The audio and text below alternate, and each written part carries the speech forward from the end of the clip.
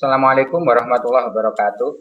Waalaikumsalam Waalaikumsalam warahmatullahi warahmatullahi wabarakatuh. wabarakatuh. Terima kasih Bapak Ibu. Alhamdulillah hari ini kita bisa kembali menghadiri acara IHT untuk hari ketiga. Kita akan melanjutkan materi dari yang sudah disampaikan hari sebelumnya, yaitu mengenai komponen kurikulum operasional di satuan pendidikan. Sebenarnya kurikulum satuan pendidikan atau biasa kita sebut dengan KTSP ini sudah biasa kita lakukan, sudah biasa kita review dan sempurnakan, tetapi dalam rangka melaksanakan program sekolah penggerak, kurikulum satuan pendidikan atau kurikulum operasional sekolah ini lebih disempurnakan lagi, sehingga kita harus belajar kembali menyusun komponen-komponen kurikulum operasional sekolah. Untuk itu, mari kita pelajari bersama-sama, dan goal dari program atau materi hari ini adalah Bapak Ibu diminta untuk nanti di akhir pembelajaran menyusun draft kurikulum operasional sekolah. Baik Bapak Ibu, mari kita belajar bersama-sama. Kemarin kita sudah mempelajari tentang prinsip penyusunan kurikulum, juga proses penyusunannya bagaimana. Nah, sekarang kita belajar mengenai komponen-komponen apa saja yang ada di dalam kurikulum operasional sekolah. Terdiri dari 6 komponen yang wajib minimal ini ya bisa kita kembangkan, tetapi paling tidak di dalam kurikulum operasional sekolah, terutama sekolah penggerak, minimal ada 6 komponen, yaitu yang pertama karakteristik satuan pendidikan. Berupa analisis konteks, kemudian yang dirumuskan oleh sekolah menggambarkan keunikan sekolah dalam hal peserta didik, sosial, budaya, guru, dan tenaga kependidikan. Komponen kedua, visi, misi, dan tujuan sekolah. Visi menggambarkan cita-cita pendidikan tentunya sekolah kita dalam jangka panjang. Kemudian misi merupakan langkah-langkah yang bisa kita ambil atau bisa kita terapkan untuk mencapai visi. Lalu tujuan tidak lepas dari misi dan visi yang sudah kita tetapkan, sehingga tujuan ini tentunya karena kita merupakan sekolah penggerak harus diarahkan kepada profil pelajar Pancasila.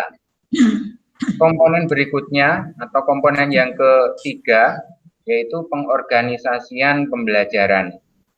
Nah, dalam pengorganisasian pembelajaran ini kita akan mengatur muatan kurikulum dalam satu rentang waktu dan beban belajar.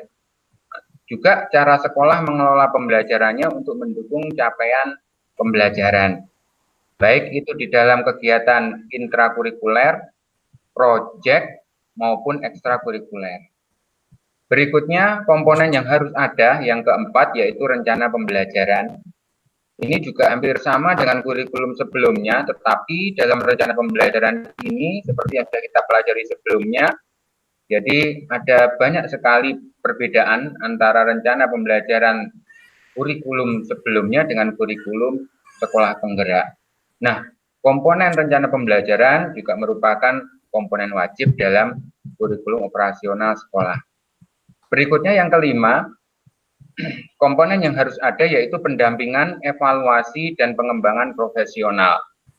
Dalam pendampingan ini tentunya kepala sekolah berperan sangat penting dan juga pengawas untuk menjamin pelaksanaan kurikulum sekolah penggerak atau kurikulum satuan pendidikan agar berjalan sesuai dengan rencana dan dapat mencapai tujuan profil pelajar Pancasila. Dan harus ada evaluasi dan juga pengembangan profesional berupa peningkatan karir, mungkin juga pembinaan dalam hal-hal atau kualitas kompetensi tertentu yang masih kurang sehingga perlu dikembangkan.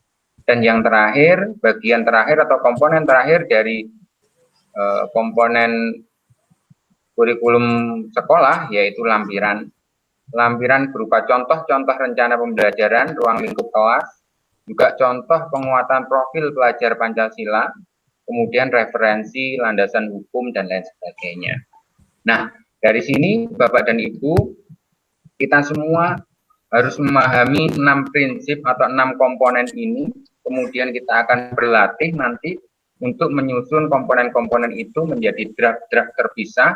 Selanjutnya nanti akan kita bentuk kelompok, bekerja kelompok untuk menyusun draft secara utuh, draft kurikulum sekolah secara utuh, yaitu penggabungan dari komponen-komponen yang sudah saya jelaskan di depan, yang terkait dengan karakteristik satuan pendidikan, visi dan misi, pembelajaran, pengorganisasian pembelajaran, rencana pembelajaran, pendampingan evaluasi, dan juga lampiran. Kiranya itu Bapak dan Ibu yang dapat saya sampaikan pada sesi ini, dan selanjutnya akan dibuka sesi tanya jawab, dan setelah itu kita akan bekerja secara kelompok, dan tagihan dari kerja kelompok harus diselesaikan hari ini juga di akhir sesi. Saya akhiri, terima kasih. Assalamualaikum warahmatullahi wabarakatuh. Waalaikumsalam. Waalaikumsalam warahmatullahi wabarakatuh.